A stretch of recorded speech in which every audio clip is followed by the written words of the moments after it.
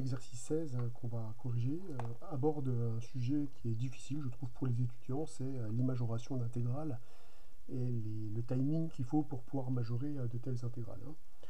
Donc on va se placer dans le cadre particulier de cet exercice où vous avez une fonction de classe C1 sur l'intervalle AB qui s'annule en A et en B. On doit montrer que la bande supérieure de la dérivée, de la valeur absolue de la dérivée existe. Et enfin, obtenir la majoration qui est là et qui fait intervenir la bande supérieure de la dérivée. Alors, bon, ces deux questions, évidemment, sont radicalement indépendantes, puisque, a priori, la bande supérieure de f' existe. Simplement, en vertu du théorème de Weierstrass, hein, on sait que f' est continu, ça c'est les hypothèses de l'énoncé qui le disent, sur un intervalle de type particulier, sur l'intervalle AB, qui est un segment, hein, donc on peut appliquer ici directement le théorème de Weierstrass pour dire que f' est donc borné. Et une fonction bornée, c'est la condition d'existence de la bande supérieure pour sa valeur absolue. Parce que je vous rappelle qu'une fonction admet une bande supérieure si elle est majorée. Et être borné, ça nous donne qu'il existe une bande supérieure pour la valeur absolue de f'. Donc la constante qu'on a appelée M1 ici existe.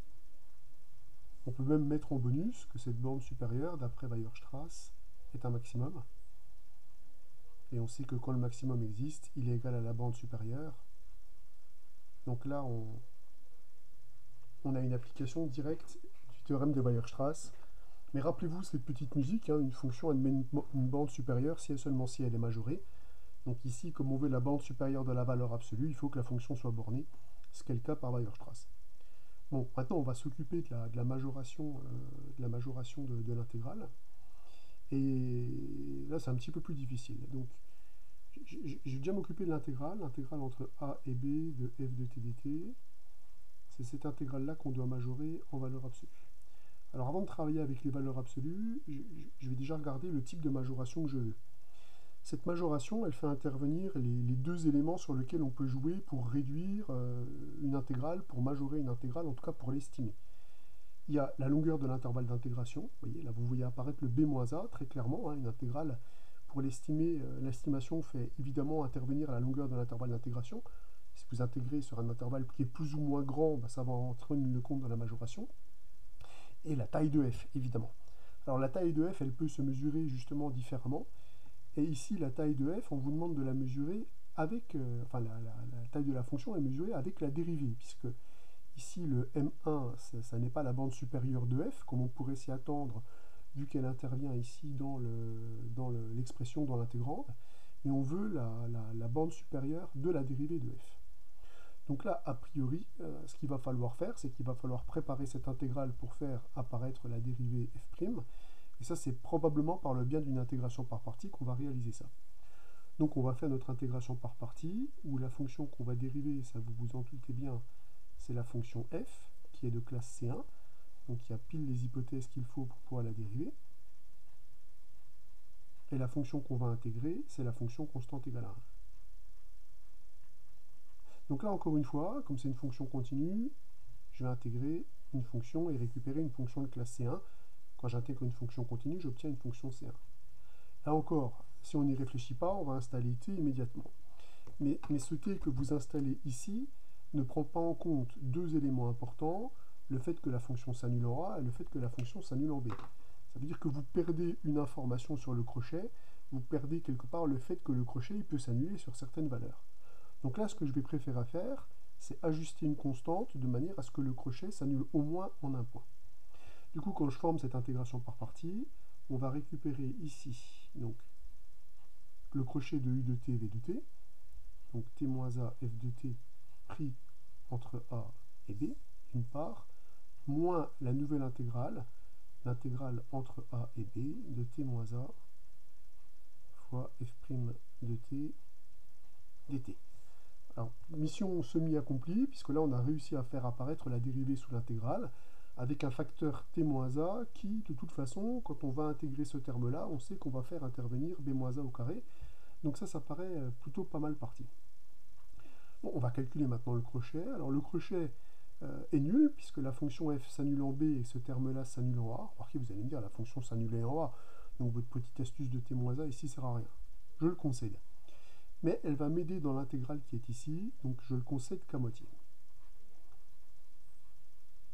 Le crochet a donc disparu, et j'ai réussi à faire intervenir f' sous l'intégrale. Donc là, maintenant, on va commencer à travailler en valeur absolue. Là, maintenant, maintenant qu'on a avancé, ça a du sens. Et je vais récupérer donc que l'intégrale entre a et b de f de t dt va donc être majorée par, alors on sait que l'intégrale de la valeur absolue est majorée par la valeur absolue de l'intégrale. Donc ici, je vais récupérer l'intégrale entre a et b de la valeur absolue de t-a, donc t-a, multiplié par la valeur absolue de f' de t dt. Donc là, il est évident que A est plus petit que B, ce ne sera jamais vraiment indiqué dans les exercices, mais comme on travaille sur le segment AB, ici le segment est clairement indiqué, il est donc tacitement sous-entendu que A est plus petit que B dans l'énoncé. Hein. Bon, alors là maintenant qu'on a une intégrande qui est positive, on va pouvoir commencer à faire des majorations, majoration qui était impossible ici dans une valeur absolue, puisque celle-ci n'y est pas croissante. Donc attention au timing, le passage des valeurs absolues dans l'intégrante permet de majorer des produits dans des conditions où on peut le faire. Pour majorer un produit, il faut des termes positifs. Alors, comme ce terme-là est positif et que ce terme-là, je sais le majorer par M1, on va pouvoir effectuer notre majoration sous l'intégrale. On prend une intégrante plus grande, comme les bornes sont croissantes. J'obtiens cette majoration-là. M1 qui est a priori indépendant de t. Donc, il va pouvoir être factorisé. Et je passe au calcul de l'intégrale. Là, on va voir que le fait d'avoir mis t-a dans l'intégrale est plutôt une bonne chose, parce que quand on intègre ceci entre a et b, vous avez tout de suite vu que qu'est-ce qui apparaît directement?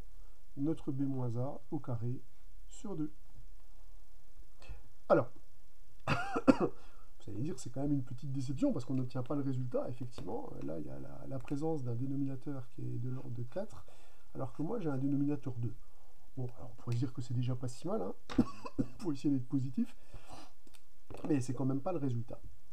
Alors, effectivement, là vous voyez que quand j'ai utilisé ces arguments dans mon intégration par partie, je sens que quelque part, l'intégration que je fais ici peut annuler quelque part, peut prendre le relais de l'annulation qui est donnée ici. C'est-à-dire que là, la bonne idée dans ce genre de situation pour améliorer cette inégalité, vous allez le voir, c'est de couper l'intervalle en deux. Quand on coupe l'intervalle en deux et qu'on effectue les mêmes majorations, on a en général un facteur 1,5 qui apparaît. Donc moi, ce que je vais faire, je vais passer par le point milieu, sachant que la longueur de l'intervalle d'intégration va passer de b-a ici à b-a sur 2, et on va voir que ça va justement avoir son petit effet. Bon, bah je reprends le fil de mes majorations. Au lieu de majorer l'intégrale entre a et b, je vais majorer l'intégrale entre a et m et entre m et b.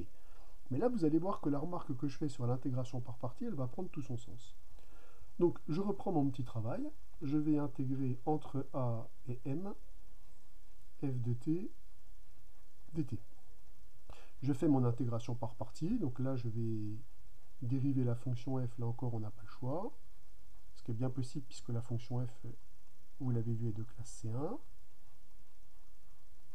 Puis je vais intégrer le terme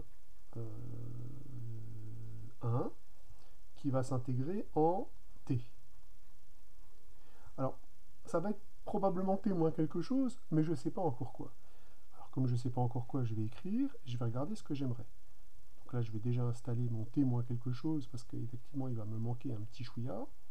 Hop, là, je suis donc entre a et m, et là, je vais récupérer moins l'intégrale entre a et m de t moins quelque chose fois f' de t dt.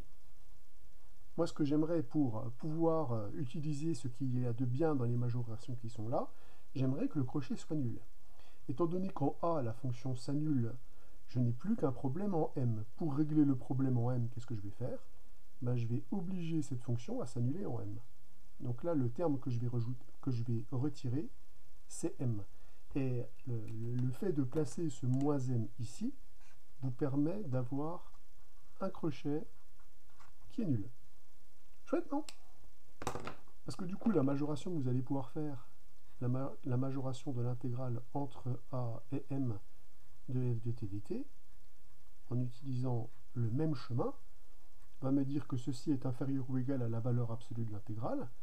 On va faire passer l'intégrale dans les valeurs absolues dans l'intégrale. Donc on va récupérer l'intégrale entre a et m de... Alors m, ici t est compris entre a et m, donc c'est m le plus grand. Donc on va récupérer ici m moins t, valeur absolue de f' de t dt. Hein. Là j'ai juste calculé la valeur absolue de t moins m quand t est compris entre a et m. Donc comme le plus grand c'est m, on le met ici. C'est a plus b sur 2 ici, pas sur m. Voilà. Et on fait la majoration, maintenant qu'on a des termes positifs ici, on peut majorer l'intégrande. Donc je vais majorer le f' par m1 qui va sortir de l'intégrale. Je n'ai donc plus qu'à calculer l'intégrale qui est ici, qui se calcule en m-t au carré sur 2 pris entre a et m. Alors évidemment en moins bien sûr, parce qu'il y a la composition qu'il faut prendre en compte. En m, ce terme-là s'annule, je n'ai plus qu'à l'évaluer en a, donc j'obtiens que cette relation-là est inférieure ou égale à m1 facteur de m moins a au carré, le tout divisé par 2. Mais la distance entre m et a, c'est b moins a sur 2. b moins a sur 2 au carré, ça va me faire b moins a sur 4, multiplié par 1,5, ça va me faire b moins a sur 8. Donc on récupère ici m1 multiplié par b moins a sur 8. Donc vous avez tout de suite vu qu'en se plaçant au milieu, au lieu d'avoir un facteur 2, ici j'ai récupéré un facteur 8. On peut imaginer assez facilement que les choses vont se placer de la même façon lorsqu'on se place entre m et b. Alors je le fais rapidement, ça nous aura fait les majorations 3 fois sous l'intégrale, ce qui n'est pas forcément mal. Donc maintenant je vais majorer le morceau entre m et b. Je fais mon intégration par partie. La fonction que j'ai à dériver, ben, je n'ai pas le choix pour la dériver, puisqu'une fonction elle n'a qu'une seule dérivée. Hein, donc là, on n'a pas le choix. Et parfois, on préfère ne pas avoir le choix. Et là, je vais intégrer, c'est là que j'ai le choix. Et le choix, ben, je vais le conditionner à ce que j'aimerais. Donc là, j'ai la fonction constante égale à 1. Et là, j'intègre en t moins ce que j'aimerais. Alors, ce que j'aimerais, c'est que le crochet soit nul. Donc là, je vais avoir t moins quelque chose fois f de t pris entre m et b moins l'intégrale entre m et b, facteur de t moins ce que j'aimerais, fois f' de t dt. Ce que j'aimerais, ben, c'est annuler le crochet. Comme la fonction f s'annule en b par hypothèse, en b, le terme est nul, donc il faut qu'il soit nul en m. Donc comme ci-dessus, je vais passer par m ici dans mon résultat. J'ai l'assurance que le crochet est nul, donc ce que je dois majorer, c'est l'entre m et b de f de t dt. J'ai fait apparaître ma dérivée, donc je vais pouvoir utiliser la majoration avec l'estimation par M1 que j'ai ici. Donc ma majoration me permet de dire que ça est inférieur ou égal à l'intégrale entre m et b de la valeur absolue de t moins m. Alors ici, on se place entre t se place entre m et b. Donc la valeur absolue de t moins m, c'est t moins m. Donc là, on va récupérer donc notre t moins m fois la valeur absolue de f' de t dt. Terme que je majore, parce que maintenant j'ai un produit, donc majorer ce produit, je peux majorer ce terme-là que je majore par m1. On récupère l'intégrale entre m et b de t moins m fois grand m1 dt. m1 que je sors de l'intégrale et intégrale qui devient calculable. t moins m, ça va s'intégrer en t moins m au carré sur 2. Vous avez vu, je prends soin de conserver la factorisation quand j'intègre. J'intègre pas ça en t carré sur 2 moins mt, puisque dans ce cas-là, je perds la partie factorisée, et ça va considérablement minimiser les calculs. Donc, j'ai plus qu'à calculer le crochet. Le crochet, c'est m1 facteur de b moins m au carré sur 2. Or, b moins m, c'est cette distance-là. Là, la distance, elle fait b moins a. Donc là, la distance, elle fait b moins a sur 2, puisque je me place au milieu. Donc je vais récupérer m1 fois b moins a sur 2 au carré. Donc ça me fait b moins a carré sur 4. 4, il est multiplié par 1,5. Donc on récupère un dénominateur 8. Donc en fait, chaque morceau, j'ai réussi à le majorer par m1 b-a au carré sur 8. Moralité, maintenant, si je fais la majoration globale, on va utiliser la relation de Chasles pour passer par le milieu. Donc j'ai dit que cette intégrale-là, c'est la somme de l'intégrale entre a et le milieu de f de t dt, plus l'intégrale entre le milieu et b de f de t dt. Là, j'utilise l'inégalité triangulaire, donc je peux mettre une inégalité ici, puisque la valeur absolue de la somme est majorée par la somme des valeurs absolues. Chacun des termes ici est majoré par m1 b-a au carré sur 8, plus m1 fois b-a au carré sur 8. Alors au passage, là, je vois que y a un souci ici, hein. Là c'est b-a au carré sur 8, hein, et pas b-a comme je l'avais indiqué, hein. Donc là je récupère, de toute façon c'est la même majoration que ce que j'ai fait ici, et la somme de ces deux termes là fait bien m1 fois b-a au carré sur 4. Donc on voit tout de suite que quand la fonction s'annule aux deux bornes, on peut s'arranger en faisant les intégrations par partie pour s'annuler encore en un point qui est donné par l'intégration qui est là. Et on voit qu'en passant par le milieu, on améliore le facteur, parce que là, en faisant une majoration globale, j'obtiens b-a carré sur 2, et en passant par le point milieu, j'obtiens b-a au carré sur 4. Et évidemment, ça ne fonctionne pas si la fonction ne s'annule pas en a et en b. Là, évidemment, on peut plus procéder comme ça. Mais vous avez vu comment on a amélioré la relation simplement en passant par le point milieu. Donc je tenais à vous faire les deux. Une première démonstration où je ne prends pas compte du point milieu, et une démonstration où on voit la prise en compte du point milieu pour le résultat final.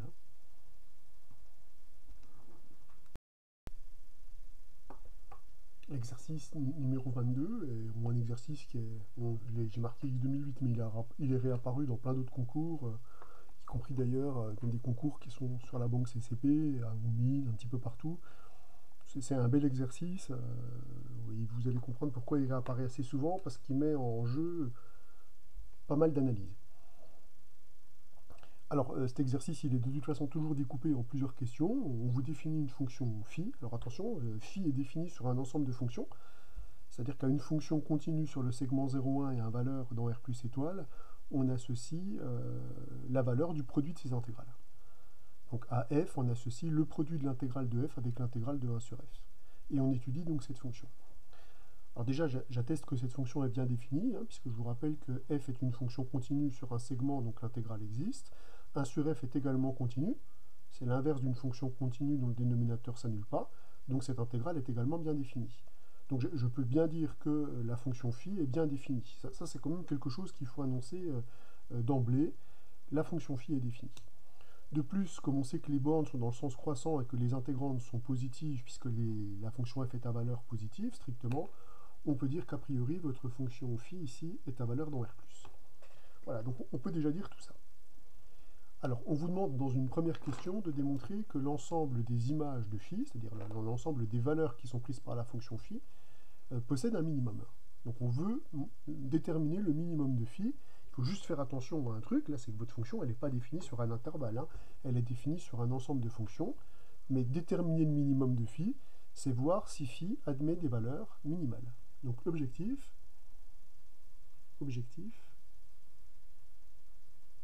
calculer sous réserve d'existence, bien sûr, le minimum de phi. Donc calculer le minimum de phi.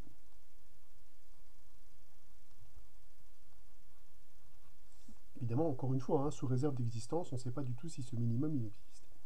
Alors quand on a une fonction traditionnellement définie sur un intervalle de R à valeur dans R, pour trouver le minimum, on étudie les variations de la fonction. Ici, évidemment, ça n'a aucun sens d'étudier les variations d'une fonction, puisqu'elle n'est pas définie sur un intervalle de R, elle est définie sur un ensemble de fonctions. Donc là, étudier la fonction n'a strictement aucun sens. Donc là, calculer le minimum, c'est montrer que cette fonction-là prend des valeurs minimales, c'est-à-dire qu'il existe des valeurs minimales qui sont prises par f.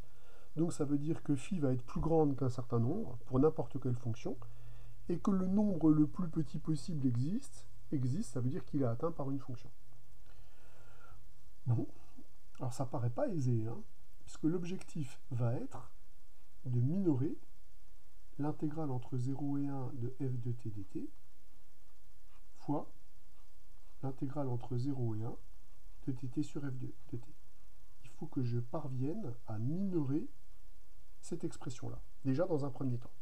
Bon, alors je sais déjà que c'est minoré par 0, hein, là-dessus il n'y a pas de sport, mais je dois être capable de le minorer avec un nombre qui est peut-être un peu meilleur que 0, ou alors il faut que je montre que 0 est atteint. Ce qui paraît peu prévisible vu que ces deux intégrales sont toujours strictement positives, mais bon, ça pourrait être atteint à la limite.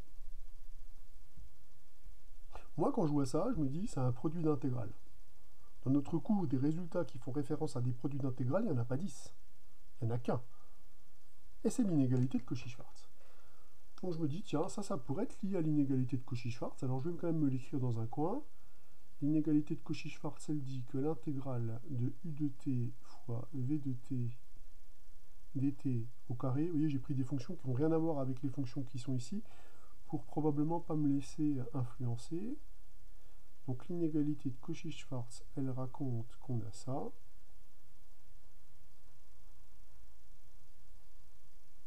Et ça, je me dis, c'est pas mal du tout.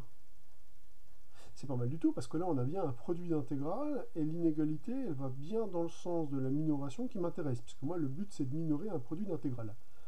Alors maintenant, on va voir les problèmes. Les problèmes, c'est qu'ici, il y a des carrés, et ici, il n'y a pas de carré. Bon, est-ce que c'est si grave? On a envie de dire, la fonction, là, f, c'est une fonction qui a valeur positive. Donc ce truc-là, je pourrais le réécrire comment? Ce f qui est là, je pourrais très bien le réécrire comme racine de f de t au carré. Et le 1 sur f qui est ici, je pourrais l'écrire comme 1 sur racine de f de t. Ça, encore une fois, étant pris au carré. Donc là, la fonction u et la fonction v qu'on pourrait utiliser dans le théorème de Cauchy-Schwarz, la fonction u, ça serait la fonction qui à t associe racine de f de t, et la fonction v, ça serait la fonction qui à t associe 1 sur racine de f de t. Cauchy-Schwarz exige que ces fonctions soient continues, mais ces deux fonctions-là, elles sont bien continues sur 0,1. Celle-là comme composée de fonctions continues, et celle-là comme composée et inverse d'une fonction continue, dont le dénominateur s'annule pas, puisque le dénominateur s'annule pas. Si j'applique la formule de Cauchy-Schwarz donc avec ces fonctions-là, qui conviennent, on vient de le vérifier.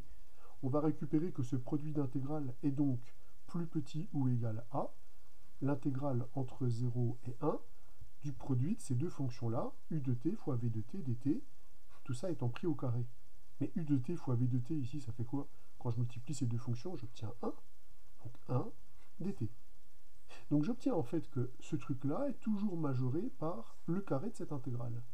Or cette intégrale-là vaut 1, donc son carré vaut 1. Donc en fait, comme ce nombre-là est égal à 1, on vient de démontrer que pour toute fonction f de grand F, phi de f est toujours supérieur ou égal à 1.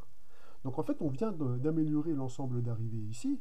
Au lieu de montrer que phi est à valeur dans R+, on vient de démontrer que phi est à valeur dans l'intervalle 1 plus l'infini. Mais pour l'instant, 1 est un minorant de phi de f. Il minore l'ensemble phi de f, c'est-à-dire l'ensemble des images de la fonction f. Moi, j'aimerais montrer que ce 1, c'est le minimum. Mais ça non plus, ça me paraît pas si compliqué, puisqu'on a un cas d'égalité dans l'inégalité de Cauchy-Schwarz. Donc je vais tout de suite dire ici que étoile ici est une égalité. Étoile est une égalité. Si et seulement si, les fonctions qui sont là sont des fonctions proportionnelles. Comme cette fonction-là ne s'annule pas, bah, je peux dire que celle-là va être proportionnelle à celle-là. Donc si et seulement s'il existe un nombre réel k appartenant à R tel que la fonction racine de f soit égale à k sur racine de f. Ces deux fonctions doivent être proportionnelles. C'est-à-dire tel que la racine de f carré, c'est-à-dire f, soit égale à k.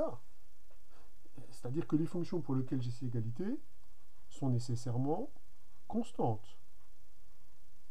Donc j'ai égalité dans cette inégalité si et seulement si ma fonction est constante. Mais attention, ça doit être une fonction constante qui a valeur dans R plus étoile. Donc en fait la constante k, il suffit de la prendre positive. Donc je vais dire que si je prends f appartenant à k strictement positive, là j'ai d'une part une fonction qui est dans f, donc j'ai une fonction de f, pour lequel j'ai l'égalité ici. Donc ça veut dire que la valeur 1, elle est atteinte. La fonction phi prend la valeur 1, ici, il suffit de l'évaluer sur une fonction qui est constante et à valeur strictement positive. Donc là, on vient bien de démontrer que 1, c'est le minimum de phi lorsqu'elle est définie sur l'ensemble f. Et on a même déterminé les valeurs pour lesquelles cette constante est atteinte. La constante 1 est atteinte pour toutes les fonctions constantes où la valeur de la constante est a priori strictement positive. Donc ça nous permet de répondre à la première question, qui est déjà de démontrer que l'ensemble phi de f, cet ensemble-là, possède bien un minimum, et ce minimum, c'est 1. Pour la seconde question, notre objectif, c'est de déterminer phi de f de façon plus précise, c'est de montrer que phi de f, cet ensemble-là, est un intervalle. Alors ça, c'est beaucoup plus difficile, parce qu'un intervalle, c'est un objet continu, donc il faudrait montrer que phi de f prend a priori beaucoup de valeurs. Alors pour ça, il faudrait qu'on soit capable de calculer phi pour un certain nombre de fonctions. En tout cas, probablement une infinité de fonctions, puisque l'objectif c'est de montrer que phi de f est un intervalle. Donc sauf si c'est un intervalle qui est réduit à un point, à un singleton, ce qui paraît difficile à croire puisqu'on a démontré ici avec Cauchy-Schwarz. Il faudrait qu'on soit capable de trouver des fonctions en quantité industrielle pour pouvoir récupérer une infinité de valeurs de phi. En plus, le critère, il est serré. Le critère, il est serré parce qu'il faut savoir, donc il faut déjà prendre des fonctions qui sont continues sur 0,1 à valeur strictement positive, dont on sait calculer l'intégrale de f, et dont on sait calculer l'inverse de l'intégrale de f. Donc ça fait beaucoup de conditions, quelque part. Mais ces conditions, elles sont en train de dresser un portrait robot. Quel genre de fonction est continue sur 0,1 à valeur strictement positive, et dont l'inverse est aussi simple que la fonction elle-même? Là, vous l'avez aussi. Vous l'avez, ça y est? Exponentielle, non? L'inverse d'exponentielle t, c'est exponentielle de moins t. Et là, vous allez me dire, ouais, mais le problème, c'est que si vous posez f est égal à exponentielle, ça nous fait une belle jambe, parce que là, on va calculer phi de f, on va obtenir une valeur. Et alors, on a une valeur. Donc ça veut dire que phi va prendre une valeur particulière. Alors que nous, il faut qu'on prenne des valeurs qui décrivent un intervalle. Ah, tiens, un intervalle. Intervalle. C'est quoi un intervalle? Un intervalle de R, c'est un objet qui est continu. Ah oui, c'est un objet continu. Pour décrire un objet continu, une fonction ne suffira pas. Donc il nous faut un paramètre qui varie continuellement. Donc il faut qu'on introduise dans l'histoire un paramètre. Où est-ce qu'on va coller le paramètre? Plutôt que de prendre f de t, la fonction exponentielle, je vais prendre exponentielle t, et je me laisse la place pour un paramètre. Le paramètre, si je le mets devant ici, il va sortir ici en lambda, et il va sortir ici en 1 sur lambda, il va donc disparaître. Donc mettre un paramètre multiplicatif ici, ça ne sert à rien.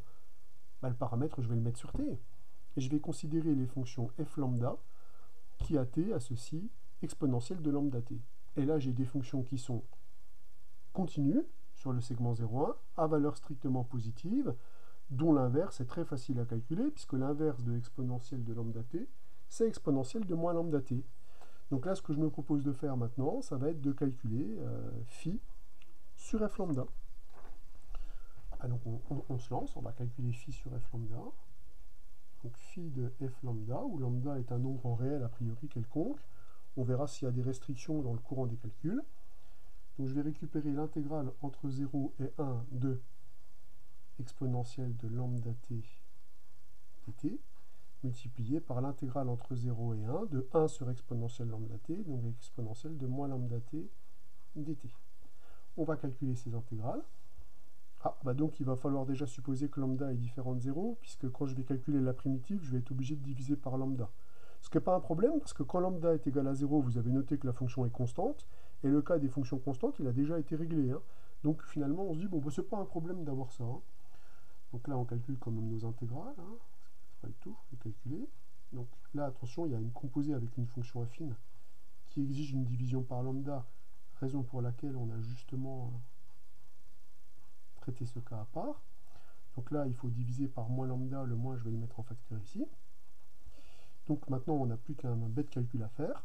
On va récupérer exponentielle de lambda moins 1, le tout divisé par lambda, multiplié par, alors là, attention, c'est moins exponentielle moins lambda, plus 1, donc ça va me faire 1 moins exponentielle moins lambda, attention au signe, hein, sur lambda.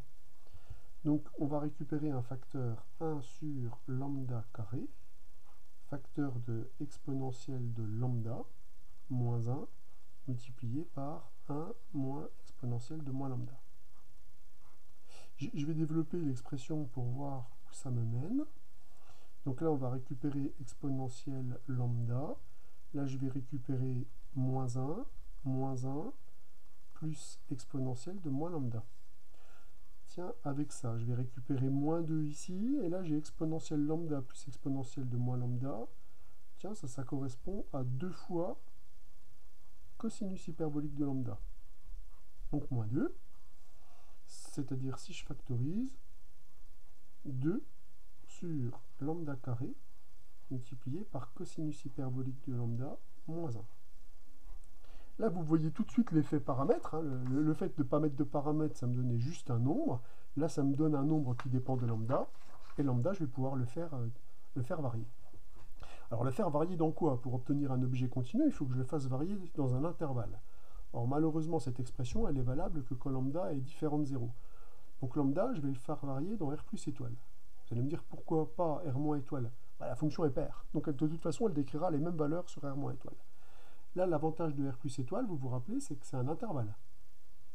Et que l'image continue d'un intervalle est un intervalle. Or, l'expression qui est ici est une expression qui est continue sur R plus étoile. Donc, a priori, ça va bien décrire un intervalle. Donc, il faudrait que j'écrive les variations, que je détermine les variations de cette fonction pour connaître a priori les valeurs qu'elle ratisse.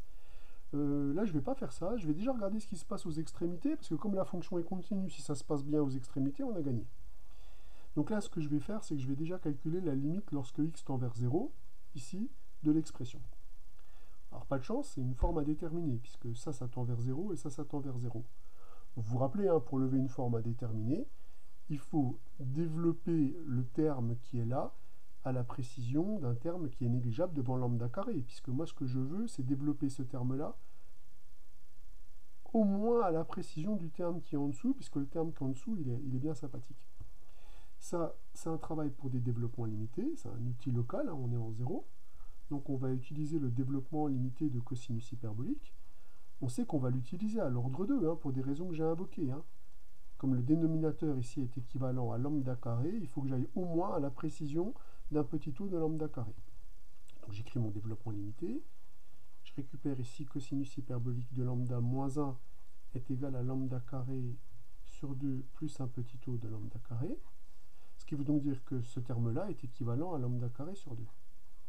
Donc que mon expression là, mon phi f lambda, lorsque lambda tend vers 0, par valeur positive, c'est donc équivalent à lambda carré sur 2 fois 1 demi de lambda carré, c'est donc équivalent à 1. Donc en fait, on a le fait que la limite quand lambda tend vers 0 par valeur positive de cette expression-là, ça vaut 1. Bon, cool. On va regarder maintenant la limite en plus l'infini de cette expression. Et si ça tend vers plus l'infini, on a terminé l'exercice. Alors déjà, pour voir sa limite en plus l'infini, déjà je m'aperçois que comme lui tend vers l'infini, ce terme-là est négligeable. Donc je peux déjà dire que mon phi f lambda est équivalent, lorsque lambda tend vers plus l'infini, à cosinus hyperbolique de lambda fois 2 sur lambda carré. Le 1 étant négligeable, il est petit taux de cosinus lambda, on peut l'éliminer. Pour pouvoir raffiner un petit peu, parce que là j'ai toujours une forme à déterminer, plus l'infini, j'écris la définition de cosinus hyperbolique de lambda. Ça c'est exponentielle de lambda plus exponentielle de moins lambda. Bon, je vais plutôt écrire la définition de son double, pour éviter la fraction. Ce terme-là tend vers 0, ce terme-là tend vers l'infini. Donc ceci est équivalent, lorsque lambda tend vers plus l'infini, à exponentielle de lambda. Donc l'ensemble est équivalent à exponentielle de lambda sur lambda carré en plus l'infini. Vous allez me dire, mais ça ne clôt pas la forme à déterminer. On a toujours une forme à déterminer du type infini sur infini. Seulement cette forme à déterminer, on sait la lever, puisqu'on sait qu'à l'infini, l'exponentielle l'emporte sur les puissances. Donc ce terme-là tend vers plus l'infini lorsque lambda tend vers plus l'infini. Du coup, si vous regardez l'expression de lambda qu'on a déterminée, toutes ces valeurs-là, tous les phi f lambda appartiennent à l'ensemble phi de l'ensemble grand F. Cet ensemble grand F, je vous rappelle, hein, qui est inclus dans 1 plus l'infini, puisqu'on a vu que phi possédait comme minimum 1. Et regardez, nous on vient de montrer que cet objet, la phi f lambda, c'est continu en lambda. Ça tend vers 1 lorsque lambda tend vers 0, et ça tend vers plus l'infini lorsque lambda tend vers plus l'infini. Moralité, on va récupérer toutes les valeurs entre 1 et plus l'infini par le théorème des valeurs intermédiaires. Donc on peut dire que notre phi f lambda ici décrit quel intervalle? Décrit l'intervalle, décrit un intervalle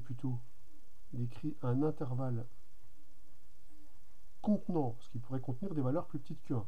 Et on sait qu'il décrit un intervalle contenant l'intervalle 1 plus l'infini. C'est ça qui compte. Après, comme on n'a pas fait d'études de variation, vous allez me dire, mais ça pourrait prendre des valeurs plus petites que 1. C'est vrai que l'étude que j'ai fait ici n'exclut pas. Ce qui va l'exclure, c'est ça. C'est que je viens de démontrer que ces valeurs-là décrivent au moins cet intervalle-là, et phi de f est inclus dans cet intervalle-là. Et bien donc par double inclusion. Comme on a montré que phi de f contenait cet intervalle et que phi de f est contenu dans cet intervalle, on récupère que phi de f est égal à l'intervalle 1 plus l'infini. Alors, ce qu'il y a à retenir dans cet exercice, vraiment, c'est l'introduction du paramètre. On doit montrer qu'un objet décrit un intervalle, donc il nous faut introduire un objet continu. Un objet continu, c'est-à-dire un objet qui va décrire un intervalle, donc qui doit varier dans un intervalle, c'est un paramètre. Donc le choix de la fonction exponentielle, je trouve qu'il coule de source vu les contraintes qu'on a sur la fonction. Et l'introduction du paramètre, ça nous permet de décrire comme ça des intervalles, sous réserve que l'expression en lambda qu'on récupère soit continue. Ce qui est bien le cas ici. On voit qu'après, on se pose des questions légitimes, et ces questions légitimes, on ne se ferme pas les portes. Quand j'ai des calculs de limites, je pense naturellement aux équivalents, aux croissances comparées, au développement limité. Là, on a vu quelque part tout ce qui pouvait se produire quand on fait des calculs de limites. En zéro, on a cherché des équivalents en zéro, des développements limités. À l'infini, on a utilisé des équivalents pour réduire les termes et les croissances comparées pour achever le travail lorsque les formes indéterminées ne sont pas levées. Donc là, on a vraiment un résumé total de toutes les techniques de passage à la limite qu'on a pu voir depuis le début de l'année, qu'on définit sur R. Un exercice difficile, conceptuel, à travailler.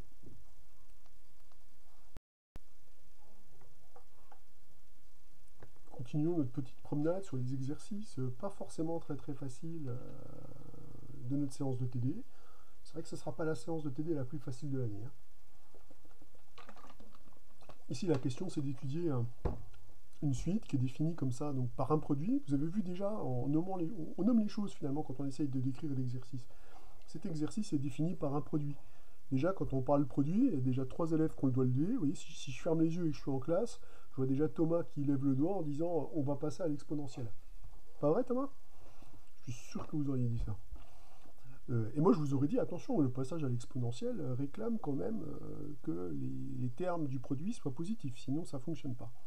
Et là, Thomas me dirait, mais on sait que la fonction f est la valeur strictement positive, donc ce terme-là est strictement positif, et lui est strictement positif aussi, donc l'ensemble est de toute façon plus grand que 1. Et donc là, il n'y a plus aucune restriction au passage au logarithme. Donc on va passer au logarithme. J'y crois que j'ai dit exponentielle tout à l'heure. Bref, logarithme. Donc quand on applique le logarithme, on va récupérer ici une somme. Donc excusez-moi, Thomas, il aurait dit logarithme. C'est moi qui aurais dit exponentielle, crétin que je suis. Comme il n'est pas ce genre d'erreur, ça va. Voilà ce qu'on récupère. Bon. Alors, le logarithme n'est pas forcément hyper folichon, mais quand même, il y a un horizon, on va dire, un peu dégagé, là. Pourquoi? L'horizon dégagé, déjà, c'est la présence du motif K sur n, qui pourrait induire une somme de Riemann. L'horizon dégagé, c'est aussi le 1 sur n qui est ici, qui est le compagnon inaltérable de K sur n dans une somme de Riemann. Donc je me dis finalement, le gros problème, c'est le log là, c'est le log de 1 plus machin. Ouais, mais attention là, machin, là, il fait quoi? serait quoi ce truc-là? Ce truc-là, c'est à mon avis quelque chose qui va tendre vers 0. Pourquoi? Parce que la fonction f, elle est continue sur le segment 0,1. En tant que fonction continue sur le segment 0,1, on peut dire que la borne supérieure, ou si j'ose même dire le max entre 0 et 1 de la valeur absolue de f, existe. En vertu du théorème de Weierstrass, la fonction f est continue sur le segment 0,1, donc elle est bornée. F est bornée car continue sur le segment 0,1. On écrit en toutes lettres que c'est un segment puisque c'est la nature particulière de cet intervalle qui permet d'utiliser le théorème de Weierstrass. Donc en fait, ce truc-là, ça existe, c'est un nombre, et donc quand vous regardez ce que donne 1 sur n f de k sur n, c'est un nombre de toute façon qui est positif, et qui est inférieur ou égal à m0 sur m. Donc ce terme-là, quoi qu'il arrive, et ceci, quel que soit k compris entre 1 et n, ce terme-là est un terme qui, de toute façon, irrémédiablement va tendre vers 0. En réalité, si les termes qui sont là ils tendent vers 0, ce qui va faire fonctionner les choses, c'est le comportement de log de 1 plus t lorsque t tend vers 0. Or, log de 1 plus t lorsque t tend vers 0, c'est équivalent à t. C'est-à-dire c'est égal à t plus un reste que je vais choisir en conséquence. Mais en 0, on est là. Donc si je fais mon petit raisonnement à la physicienne, là, je vais dire le comportement de la suite log de un que je vais appeler Vn, le comportement de cette suite, il est probablement lié au comportement de la suite Wn qui est obtenu en prenant quelque part la suite des équivalents. C'est tout à fait probable que les deux soient liés.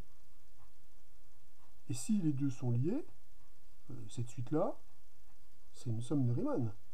C'est une somme de Riemann associée à une fonction qui est continue sur le segment 0,1. Donc la suite Vn qui est là, on sait bien que par théorème de Riemann, comme la fonction f est continue sur l'intervalle 0,1, elle va tendre vers l'intégrale entre 0 et 1 de f de t dt. Donc si le comportement de cette suite-là est le même que le comportement de cette suite-là, alors on aura la limite de la suite log de Vn, c'est-à-dire de la suite Vn. Vous allez me dire, enfin, l'erreur qu'on commet en remplaçant ln de 1 plus t par t, elle va être additionnée un certain nombre de fois. Il faut qu'on puisse essayer de voir si on arrive à contrôler cette erreur.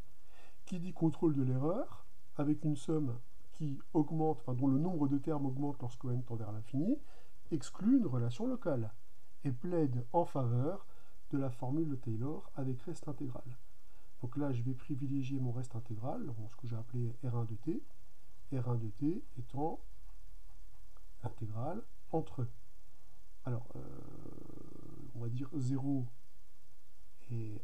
alors, là je m'aperçois assez rapidement que quand n est suffisamment grand, de toute façon, ce truc-là va être compris entre 0 et 1. Donc là, comme je vais appliquer ma formule de Taylor reste intégrale entre 0 et t, là je vais récupérer l'intégrale entre 0 et t de t moins u multiplié par f. Alors attention, là on applique à l'ordre 1, donc là on va récupérer la dérivée seconde de u du, où ici f de u c'est ln de 1 plus u. Ah oui, alors là f c'est hyper mal joué, je vais dire phi, où phi de u c'est ln de 1 plus u, phi prime de u, ça sera donc sa dérivée 1 sur 1 plus u, et phi seconde de u, ça sera moins 1 sur 1 plus u au carré. Donc, la valeur absolue de mon reste intégral ici, je vais pouvoir le dominer. Donc, évidemment, on le domine toujours en valeur absolue. C'est les distances qu'on cherche à minimiser.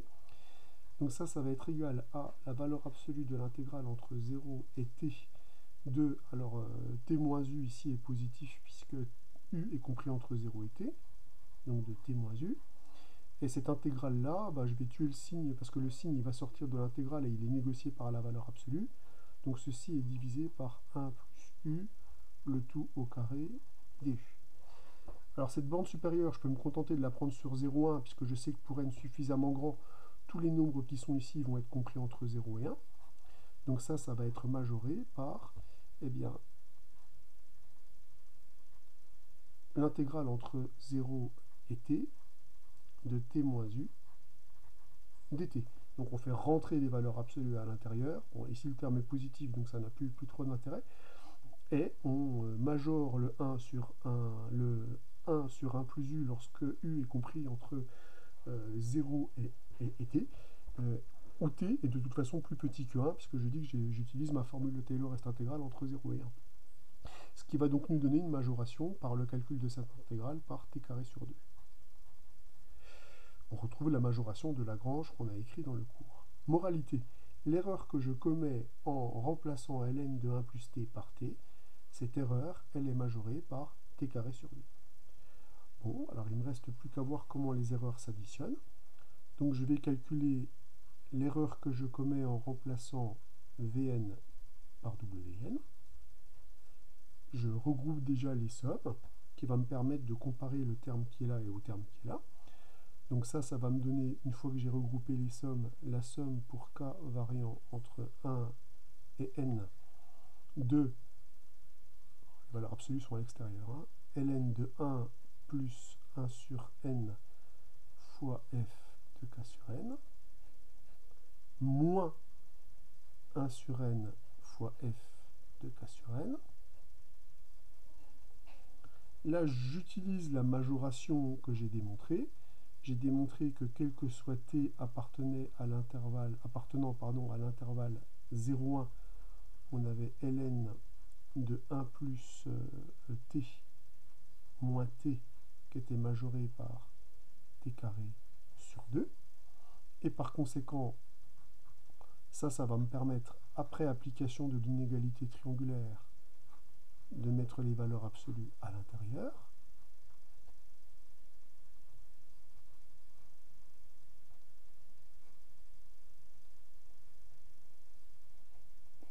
Puis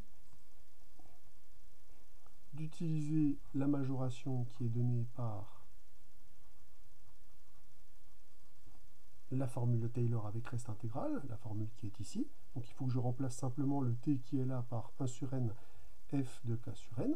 Donc ça va me donner ici 1 demi, ça c'est le 1 demi qui est ici, multiplié par le carré de ce terme-là. Donc le 1 sur n il est au carré, et le f de k sur n sera également au carré. On n'oublie pas qu'il y a ici une majoration pour ce terme, puisque la fonction f, on a dit qu'elle était majorée sur le segment 0,1 par m0. Donc ceci va être majoré par la somme pour k variant entre 0 et n de m0 sur 2n carré. Le terme que j'ajoute ici ne dépend pas de k, donc il va être ajouté, alors c'est pas entre 0 et n, c'est entre 1 et n, il va donc être ajouté n fois, donc ceci va être majoré par m0 sur 2n carré fois n, donc m0 sur 2n.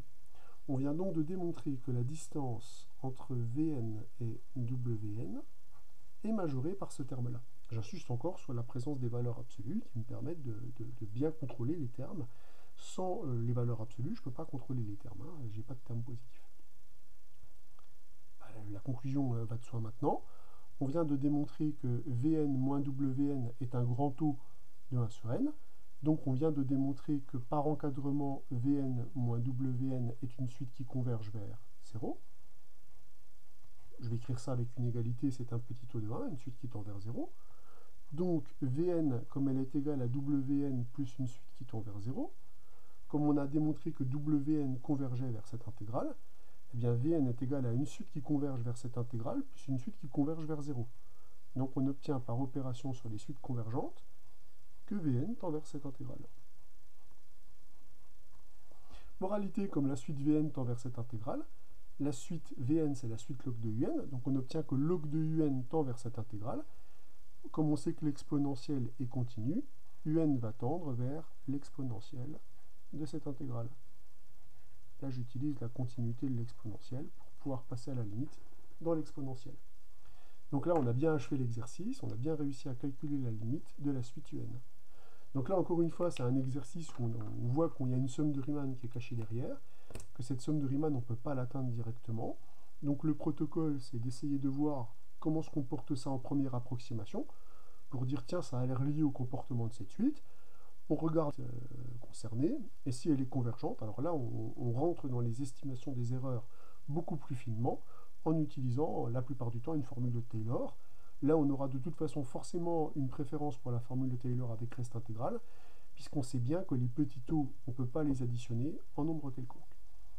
Un exercice fort technique, mais ce n'est pas le premier du genre que je fais. Donc là, il faut absolument aller au bout maintenant de ce type d'exercice, même si là, il y avait des parties qui étaient quand même relativement techniques.